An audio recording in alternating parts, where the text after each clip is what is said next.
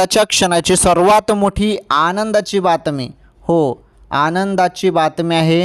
हे बघा 21वा हप्ता मिळाला तुम्हाला, त्यानंतर 22वा हप्ता लगेच त्यानंतर 2 दिवसानंतर मिळाला होता. म्हणजे 14 तारखेला 14 मे रोजी 21वा हप्ता आणि 16 मे रोजी लगेच तुम्हाला 22वा हप्ता मिळाला. आता 23वा हप्ता कधी मिळणार, म्हणजे तुमचा मे महिन्याचा हप्ता. मे महिन्याचा हप्ता बाकी आहे ना, चला त्याबद्दल आपण बोलणार आहोत. पुन्हा 1500 रुपये.